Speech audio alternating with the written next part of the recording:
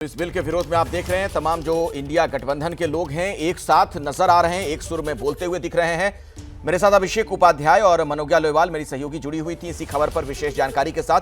आप दोनों का बहुत बहुत धन्यवाद। वक्फ संशोधन बिल को लेकर शिवसेना उद्धव गुट का कहना है कि बिल को सेलेक्ट कमेटी में भेजा जाए।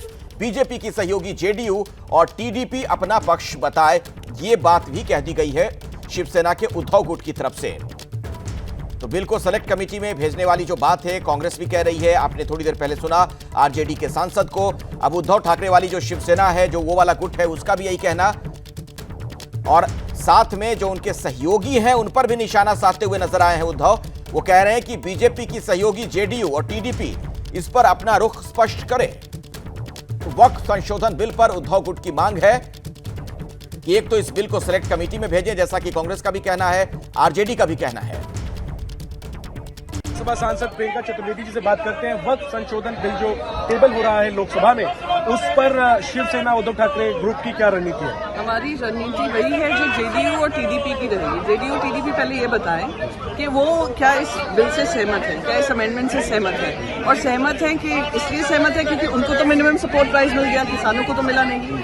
तो वो अगर बता दें कि क्या कारण है, जिसमें अमेंडमेंट्स में क्या खासियत है जिसे ये समर्थन होना चाहिए, तो हम भी देखेंगे क्या करना है। पर मेरा मानना है, हमारी पार्टी का मानना है कि इस पर व्यापक चर्चा होनी चाहिए, ये सिलेक्ट कमेटी में जाना चाहिए, सारे स्टेक होल्डर से कंसल्टेशन होनी चाहिए।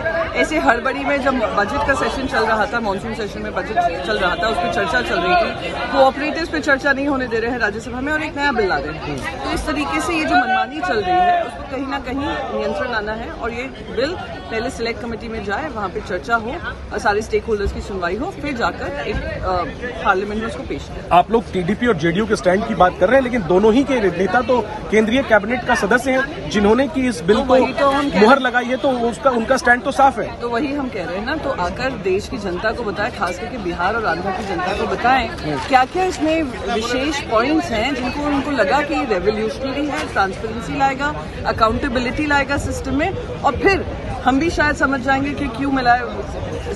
आई वुड जस्ट से एक ही कारण है, क्योंकि उनको तो मिनिमम सपोर्ट प्राइस मिल गया है, किसानों के लिए हम लड़ाई अभी भी लड़ रहे हैं। सिलेक्ट कमेटी को भेजा जाइए, आपका स्टैंड साफ है, लेकिन क्या इस बिल के आप समर्थन में है या विरोध में है? समर्थन विरोध तो तब होगा ना जब सिलेक्ट कमेटी पर व्यापक चर्चा होगी। तो सरकार में जो सहयोगी दल हैं उन्हें भी फंसाने की कोशिश में उन पर भी तंज करते हुए प्रियंका चतुर्वेदी नजर आई। वक्फ संशोधन बिल पर मीसा भारती का भी बयान सामने आया है। उन्होंने कहा कि हम लोग इस बिल का विरोध करेंगे, सरकार को महंगाई बेरोजगारी की चिंता नहीं। मणिपुर पर पीएम ने अब तक कुछ नहीं बोला। सरकार की कथनी और करनी में अंतर है, ये बातें कही गई हैं मीसा भारती की तरफ से।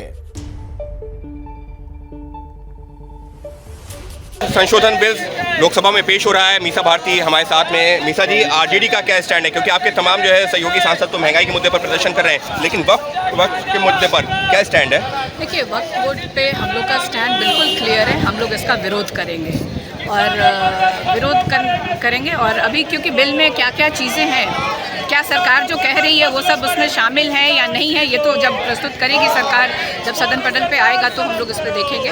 और अभी जैसे हम लोग कह रहे थे कि सरकार को चिंता करनी चाहिए थी बेरोजगारी की, चिंता करनी थी महंगाई की, लेकिन उस पर बात नहीं करके ये मतलब इस तरह के बिल ला रहे हैं। आप देखिए, सरकार कहती कुछ और है, करती कुछ और है। देश में अल्पसंख्यकों की स्थिति क्या है, उनके साथ किस तरह का व्यवहार किया जा रहा है, इस पर सरकार का कोई रिएक्शन नहीं आता है। इसमें एक बार महिलाओं की बात करते हैं, मणिपुर पे प्रधानमंत्री जी इतना समय बीत गया, एक बार भी उन्होंने कुछ नहीं बोला है। लेकिन ये कहा जा रहा है कि महिलाओं का इसमें प्रतिनिधित्व होगा, वक्त की जो असीमित अधिकार हैं उनको कहीं चेक करने की कोशिश है, तो उसमें आपत्ति क्या हो सकती है?